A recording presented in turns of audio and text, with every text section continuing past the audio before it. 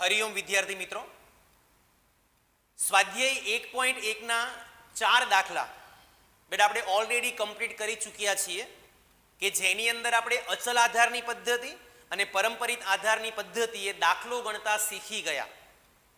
આજના દિવસે આપણું જે ચેપ્ટર નંબર 1 છે સૂચક આંક, એનું બીજું સ્વાધ્યાય કે જે છે સ્વાધ્યાય 1.2 બેટા એની આપણે શરૂઆત કરવાના છીએ. આજે આ સ્વાધ્યાયની અંદર તમારે જે દાખલાઓ ગણવાના છે એ દાખલાઓ બે ટાઈપના છે.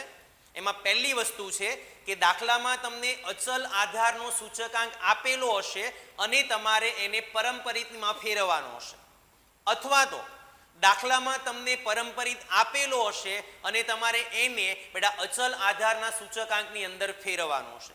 તો આ જે બંને પદ્ધતિ છે ને એ તમારા માઇન્ડની અંદર બેટા ક્લિયર થવી ખૂબ એટલે ખૂબ જરૂરી છે.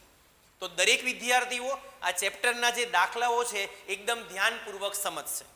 સૌથી પહેલા તમારું ધ્યાન બેટા પાઠ્યપુસ્તકમાં સ્વાધ્યાય 1.2 નો જે પહેલો દાખલો છે એ પહેલા દાખલાની રકમ સૌથી પહેલા ધ્યાનથી જુઓ. એક રાજ્યના વર્ષ 2008 થી 2014 સુધીના કૃષિ ઉત્પાદનના પરંપરિત આધારે મેળવેલ સૂચકાંક નીચે મુજબ છે, તે પરથી અચલ આધારે સૂચકાંક ગણો. કાઉન્સમાં તમને લોકોને આપેલું છે કે આધાર વર્ષ 2007 લો. કોષ્ટક ધ્યાનથી જુઓ તો કોષ્ટકમાં પહેલી કોલમ બેટા વર્ષની આપી છે 2008, 2009, 10, 11, 12, 13 અને 14. એની એક્ઝેક્ટ બાજુમાં તમને આપ્યું છે કૃષિ ઉત્પાદનનો સૂચકાંક 100, 110, 95, 108, 120, 106 અને 110. આ કોષ્ટક જોઈને તમારું ધ્યાન સૌથી પહેલા રકમમાં ઉપર જવું જોઈએ. દાખલામાં ચેક કરો કે પરંપરિતને અચલમાં ફેરવવાનું છે કે અચલને પરંપરિતમાં. રકમ તમે ધ્યાનથી વાંચો તો આપ્યું છે કે કૃષિ ઉત્પાદનના પરંપરિત આધારે મેળવેલ સૂચકાંક નીચે મુજબ છે. મતલબ આ પરંપરિત તમને લોકોને બેટા આપેલો છે. તો સર મેળવવાનું શું છે? આગળ વાંચો. તો તે પરથી અચલ આધારનો સૂચકાંક ગણો. મતલબ તમારે બેટા અચલ આધારનો સૂચકાંક શોધવાનો છે. ખાસ ધ્યાનથી સમજજો. પરંપરિત દાખલામાં તમને લોકોને આપેલો છે અને અચલ આધારનો સૂચકાંક તમારે શોધવાનો છે. અગત્યના ગાણિતિક સૂત્રમાં તમને લોકોને ખ્યાલ છે એ પ્રમાણે આના માટેનું ગાણિતિક સૂત્ર બેટા આપણે ભણી ચૂક્યા છે. મેં જણાવેલું છે તમને કે આપણા આખા ચેપ્ટરની અંદર દરેક સૂત્રમાં આપણે ગુણ્યા 100 કરવાનું છે.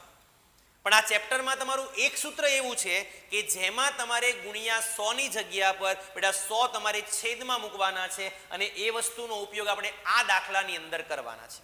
તો સૌથી પહેલા એ સમજશો કે છેદમાં 100 વાળું સૂત્ર ક્યારે આવે? તો જ્યારે તમને દાખલામાં પરંપરિત સૂચકાંક આપેલો હોય અને તમારે અચળ સૂચકાંક શોધવાનો હોય. ગાણિતિક સૂત્ર છે બેટા ચાલુ વર્ષનો પરંપરિત સૂચકાંક ગુણ્યા અગાઉના વર્ષનો અચળ સૂચકાંક ગુણ્યા 100 ની જગ્યા પર 100 ક્યાં મૂકવાના બેટા? તમારે છેદમાં. તમે મૂક્યા છે અહીંયા છેદમાં 100. ગણતરી ધ્યાનપૂર્વક સમજજો. દાખલામાં વર્ષનું સ્ટાર્ટિંગ ક્યાંથી થાય છે? 2008 થી. અને રકમમાં તમે લોકો ધ્યાનથી જુઓ તો આધાર વર્ષ તમારે કયું લેવાનું છે બેટા? 2007. પરંપરિતને જ્યારે તમે અચલમાં ફેરવો છો ત્યારે એક વસ્તુ યાદ રાખજો કે જે વર્ષથી આપણા કોષ્ટકની શરૂઆત થાય છે એના આગળના વર્ષની માહિતી દાખલામાં આપેલી હોય કે ન આપેલી હોય, આપણા દાખલામાં કંઈ ફરક પડશે નહીં. એટલા માટે આ જે પહેલો સૂચકાંક છે ને બેટા એ હંમેશા બેઠો આવશે. એ ખાસ ધ્યાનથી સમજજો. તો પહેલાની કિંમત કેટલી છે? અહીંયા 100. તો જવાબ તમારે બેઠો બેટા અહીંયા 100 મૂકી દેવાનો છે. કદાચ તમે ગણતરી કરો. ચાલો તો ચાલુ વર્ષનો પરંપરિત સૂચકાંક કેટલો મૂકવું? તો કે ભાઈ સર 100 મૂકવાનો ગુણ્યા અગાઉના વર્ષનો અચલ. અગાઉનું વર્ષ એટલે 2007. જે દાખલામાં આપણને આધાર વર્ષ લેવાનું કીધું છે અને આપણને ખબર છે કે આધાર વર્ષનો સૂચકાંક ઓલવેઝ કેટલો હોય? 100 હોય. તો ગુણ્યા મૂકીશ બેટા અહીંયા હું 100 અને છેદમાં પણ કેટલા મૂકવાના? 100. તો જવાબ આનો કેટલો આવશે? 100 આવશે. તો ગણતરી કરો કે ન કરો ખાસ યાદ રાખો પહેલા વસ્તુ કે પારંપરિક સૂચકાંક આપેલો હોય અને તમારે અચલમાં ફેરવવાનો હોય તો પહેલી કિંમત બેઠી જ લખવાની. 100 હોય તો 100, 200 હોય તો 200, 300 હોય તો 300, 120 હોય તો 120. એમાં કોઈ ફેરફાર કરવાનો નહીં. બીજું વર્ષ 2009, ચાલુ વર્ષનો પારંપરિક, તો 2009 એ ચાલુ વર્ષ થઈ ગયું. પારંપરિક સૂચકાંક કેટલો એનો 110, તો 110 ગુણ્યા અગાઉના વર્ષનો અચલ, તો અગાઉનું વર્ષ 2008 કહેવાય. તમે મિસ્ટેક એ કરો છો કે તમે ઉપરની કિંમત લઈ લો છો, પણ આ સૂચકાંક તો બેટા પારંપરિક છે ને. આપણને કયો જોઈએ છે? અચલ. તો આ અચલની કોલમ જે બનાવો ને, આ જવાબ તમારે મૂકવાનો બેટા અહીંયા. તો આનો જવાબ કેટલો મળ્યો મને? 100, છેદમાં મૂકીશું આપણે 100. કેલ્સીમાં ટ્રાય કરી જુઓ. 110 ગુણ્યા 100 છેદમાં 100, તો આનો જવાબ આપણને કેટલો મળશે બેટા? 110. 2010 માટે ચાલુ વર્ષનો પારંપરિક કેટલો મળ્યો આપણને? 95 ગુણ્યા અગાઉના વર્ષનો અચલા, જવાબ લેવાનો ગુણાકારમાં, તો જવાબ છે 110, એના છેદમાં કેટલા મૂકવાના? 100. ચલો કેલ્સીમાં ટ્રાય કરો ફરી પાછી. 95 ગુણ્યા 110 છેદમાં 100, તો તમારો જવાબ કેટલો આવ્યો બેટા? 104.50. આ મળી ગયા આપણને 2010 ની કિંમત. 2011 લો હવે. ચાલુ વર્ષનો પારંપરિક 108 છે ગુણ્યા અગાઉના વર્ષનો અચલ 95 નહીં, કેટલો લેવાનો? 104.5 છેદમાં મૂકવાના તમારે 100. કેલ્સીમાં ટ્રાય કરો. 108 ગુણ્યા 104.5 છેદમાં 100, તો આનો જવાબ તમને લોકોને મળે છે બેટા 112.86. 2014 માટે ચાલુ વર્ષનો પારંપરિક 120 ગુણ્યા અગાઉના વર્ષનો અચલ 112.86, એના છેદમાં મૂકવાના બેટા આપણે 100. કેલ્સીમાં ટ્રાય કરો. 120 ગુણ્યા 112.86 છેદમાં 100, તો આનો જવાબ 135.43. આ 2012 ની કિંમત મળી ગઈ આપણને. 2013 માટે ટ્રાય કરીએ આપણે. ચાલુ વર્ષનો પારંપરિક છે બેટા આપણી પાસે 106 ગુણ્યા અગાઉના વર્ષનો અચલ જે મળ્યો છે આપણને 135.43 છેદમાં મૂકવાના તમારે 100. કેલ્સીમાં ટ્રાય કરી જુઓ, તો જવાબ તમને લોકોને મળે છે બેટા 143.56. અને છેલ્લું વર્ષ 2014, ચાલુ વર્ષનો પારંપરિક જે છે આપણી પાસે 110 છેદમાં અગાઉના વર્ષનો અચલ, મતલબ જવાબ લેવાનો 143.56, અને છેદમાં તમારે બેટા મૂકવાના 100. કેલ્સીમાં ટ્રાય કરી જુઓ, તો આનો જવાબ તમને લોકોને મળે છે 157.92. એક્ઝામ માટે ખૂબ એટલે ખૂબ અગત્યનો દાખલો.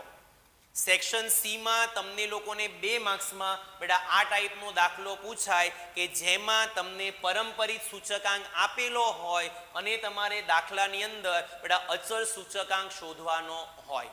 તો દાખલો એકદમ બેટા ધ્યાનથી બધા બાળકોએ સમજવાનો.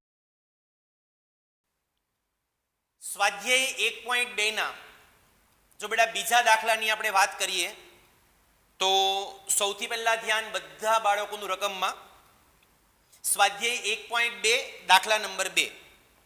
વર્ષ 2007-8 ને આધાર વર્ષ લઈ નીચે આપેલ યંત્ર અને યંત્ર સામગ્રીના જથ્થાબંધ ભાવના અચલ આધારના સૂચકાંક પરથી પારંપરિક આધારનો સૂચકાંક મેળવો.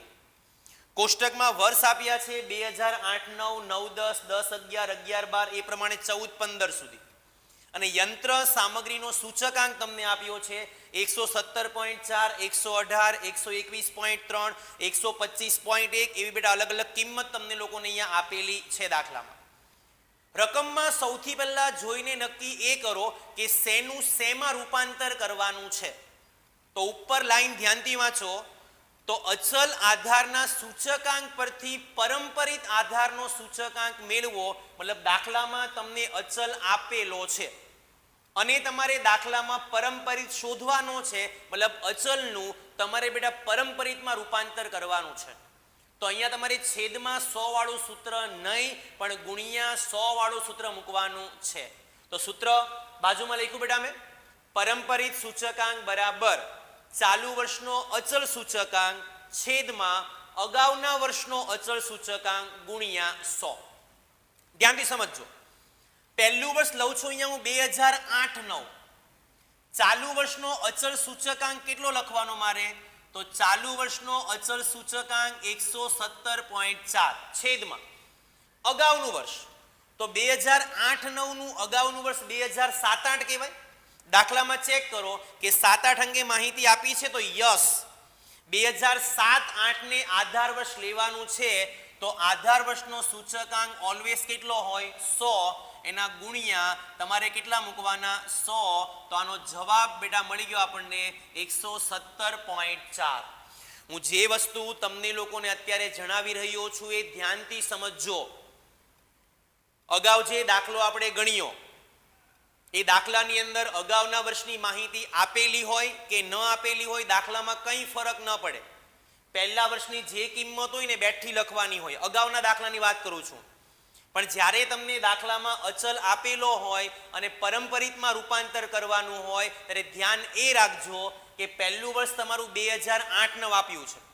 એના અગાઉના વર્ષની માહિતી જો દાખલામાં તમને આપેલી હોય તો પહેલા વર્ષની કિંમત તમારે બેઠી લખવાની. પણ ધારો કે આ પહેલું વર્ષ 8-9 છે, એનું અગાઉનું વર્ષ 2007-8 કહેવાય. 7-8 વિશેની કોઈ માહિતી દાખલામાં તમને આપેલી નથી તો યાદ રાખજો આ કે પહેલા વર્ષની કિંમત 117.4 ની જગ્યા પર તમારે બેટા કેટલી મૂકવી પડે? 100. હું કહું છું એમાં ખ્યાલ આવે છે બેટા બધા બાળકોને? આપણા કોષ્ટકમાં પહેલું વર્ષ 8-9 છે, એના અગાઉના વર્ષની માહિતી જો દાખલામાં આપેલી ન હોય તો પહેલા વર્ષની કિંમત ફરજિયાત કેટલી મૂકવાની? 100. પણ આપણને દાખલાની અંદર 7-8 ની માહિતી આપેલી છે તો પહેલી કિંમત ફરજિયાત તમારે બેઠી લખવી પડશે. ચલો બાકીના વર્ષની ગણતરી કરીએ. 9-10 માટે ચાલુ વર્ષનો અચલ 118 છેદમાં અગાઉના વર્ષનો અચલ તો અહીંયાથી લેવાનો, જવાબ લેવાનો નથી કારણ કે આ અચલની કોલમ છે. તો છેદમાં 117.4 ગુણ્યા કરીશું આપણે 100. ચલો ફરી પાછો બેટા કેલ્સીનો ઉપયોગ કરો તો જવાબ તમને કેટલો મળે છે? 100.51. 2010-11 માટે ચાલુ વર્ષનો અચલ 121.3 છેદમાં અગાઉના વર્ષનો અચલ 118 એના ગુણ્યા કરવાના 100. કેલ્સીમાં ટ્રાય કરો અને ચેક કરો કે શું તમારો જવાબ 102.80 આવે છે? હા આવે છે. તો દાખલામાં કંઈ લોચો નથી. આગળના વર્ષ પર જઈએ. 2011-12 માટે ચાલુ વર્ષની અચલની કિંમત 125.1 છેદમાં અગાઉના વર્ષની અચલની કિંમત 121.3 એના ગુણ્યા કરીશું આપણે 100. ફરી પાછો બેટા કેલ્સીનો ઉપયોગ કરો તો જવાબ તમને લોકોને મળે છે 103.13. એક સ્ટેપ આગળ જઈએ. 2012-13 ચાલુ વર્ષની અચલની કિંમત 128.4 છેદમાં અગાઉના વર્ષની અચલની કિંમત 125.1 એના ગુણ્યા કેટલા કરવાના? 100. કેલ્સીમાં ટ્રાય કરી જુઓ બેટા, જવાબ કેટલો આવ્યો? 102.64. હજી એક સ્ટેપ આગળ જઈએ. 13-14 માટે ચાલુ વર્ષની કિંમત 131.6 છેદમાં અગાઉના વર્ષની કિંમત 128.4 એના ગુણ્યા કેટલા કરવાના? 100. કેલ્સીમાં ટ્રાય કરી જુઓ બેટા, તમારો જવાબ કેટલો આવે છે? 102.49. એક સ્ટેપ આગળ જઈએ પાછા. 2014-15 ચાલુ વર્ષની ચલ કિંમત 134.6 છેદમાં અગાઉના વર્ષની કિંમત 131.6 એના ગુણ્યા હું કેટલા કરું? 100. કેલ્સીમાં ટ્રાય કરી જુઓ બધા વિદ્યાર્થીઓ, જવાબ કેટલો આવ્યો બેટા? 102.28. અગાઉ જે દાખલો આપણે ગણેલો એમાં પરંપરિતનું અચલમાં રૂપાંતર હતું અને આ દાખલામાં અચલનું પરંપરિતમાં. આ બેમાંથી કોઈ પણ દાખલો તમને એક્ઝામમાં સેક્શન સી ની અંદર બેટા 2 માર્ક્સની અંદર અથવા સેક્શન ડી ની અંદર 3 માર્ક્સની અંદર પૂછાય. તો બધા વિદ્યાર્થીએ આ બંને દાખલાઓને ધ્યાનથી સમજવાના છે બેટા. ઓકે, તો આજની આપણી આ ચર્ચાને બેટા વિરામ આપીએ. ફરી પાછા આવતા લેક્ચરની અંદર મળીશું. ત્યાં સુધી